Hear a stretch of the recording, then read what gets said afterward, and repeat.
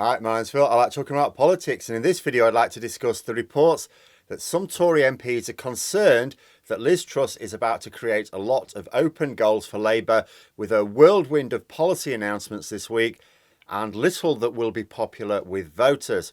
So what are the policies that they're concerned will prove unpopular with voters and help Labour win the next election?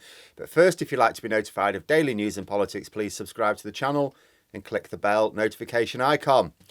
So, although I've said that the death of the Queen has given Liz Truss a bit of respite to sort out her pitch to the public, there was a downside for her as well, because as new Prime Minister with the country facing multiple Tory-inspired crises, she's had to stamp her authority on the country quickly. If the polls are to turn decisively in favour of the Tories, she needs to grasp the initiative. The public need to see the government moving on from Boris Johnson.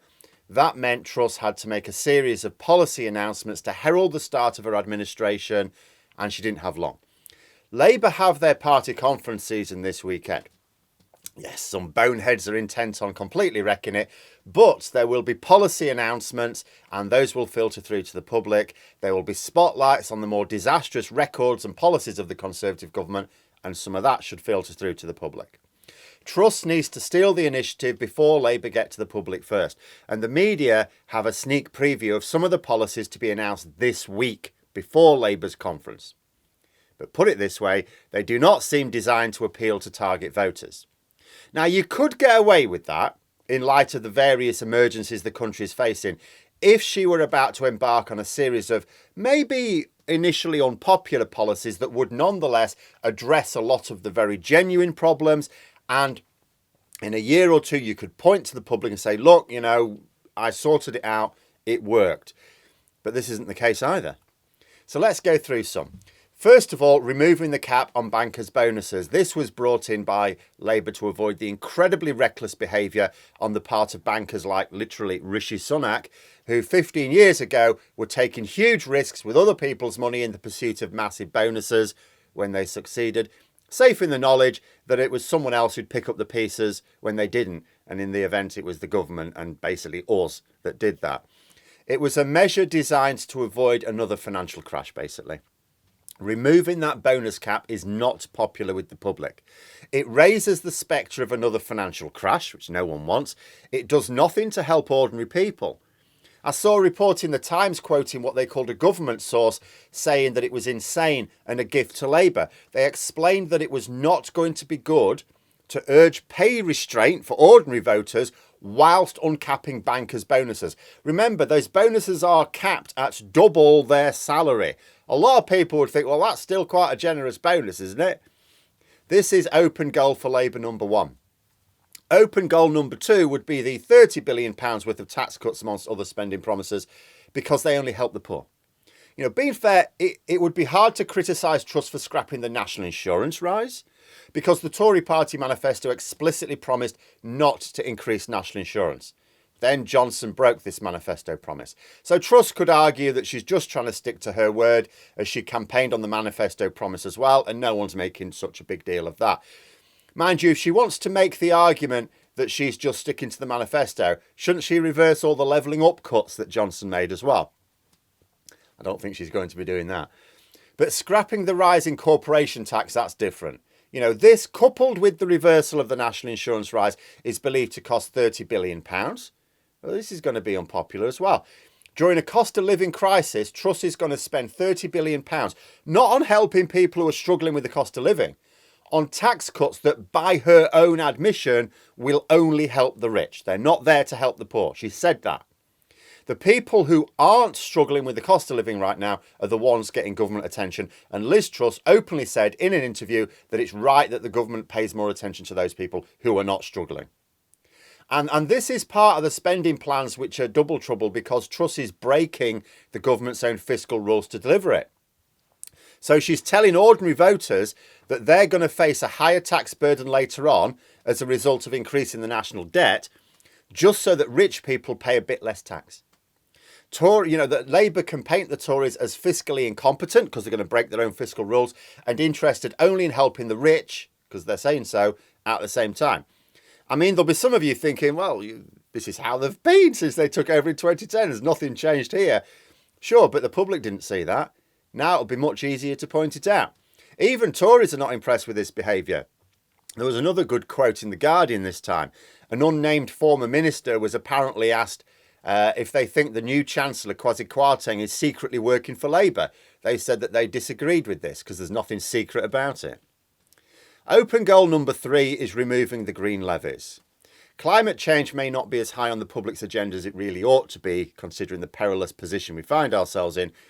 But the public nonetheless are satisfied that it needs addressing urgently. They do realise it's not something you can put on the back burner. Removing green levies, allowing fracking again, shelving the plans for net zero promised at COP26.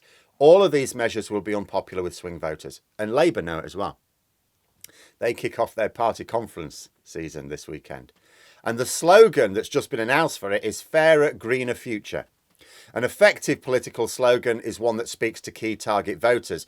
This slogan is clearly designed to set up 2 platforms. First, an attack on the way the Tories are now openly favouring the rich and landing ordinary hard-working families with the bill. That can't be seen as fair. Second, the climate emergency. The Tories have basically abandoned the field on environmental issues now. That makes it much easier for Labour, because before we knew that the Tories were not committed to climate change action. We knew that. We've seen that in their last 12 and a half years. But they used to insist that they were. Whereas now they're not even claiming they are. They're not even making false promises about it. And as mad as I think it would be, you do keep seeing reports that Tory MPs want another leadership contest before the election. You know, Rishi Sunak's supporters are pointing to the fact that Truss didn't actually get that much support from Tory MPs in the early rounds of the contest. So she's not really the parliamentary party's pick.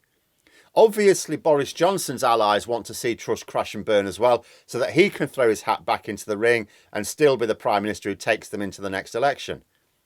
Then you've got a good 150 or so Tory MPs, who some of those will be the Rishi Sunak supporters and some will be the Boris Johnson supporters, but you've got a good number of them who may not particularly want a leadership contest at all, but they're still facing losing their seat at the next election. I'm not saying 150 would lose their seats, but that's about how many are at serious risk that could, with probably a few more that are not as comfortable as the current holders would like as well. You know, there may well be a good third of Tory MPs who, under the right circumstances, might actually go for the nuclear option of a second leadership contest. And if there's a few others on side as well, you could easily tip it over the 50% needed. You know, Truss is vulnerable. The only thing that can be certain to secure her position, even until the next election, is to demonstrate that she can win that election. And the only way she can demonstrate that to her MPs is to get the polls moving in her favour.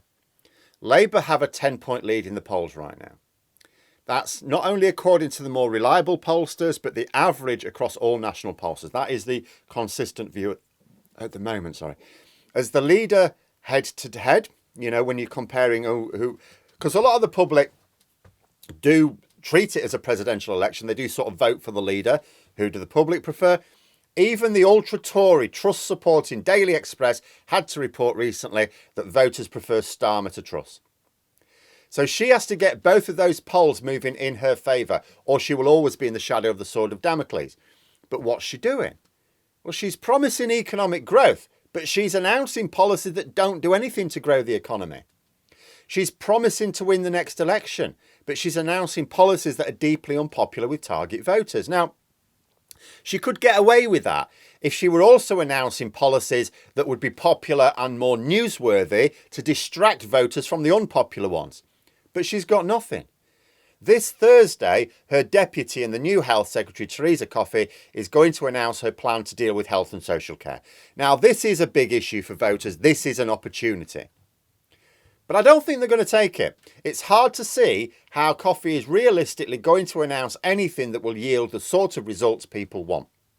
She's not credibly going to avert another disastrous winter for the NHS, nor is she going to prevent another crisis next winter.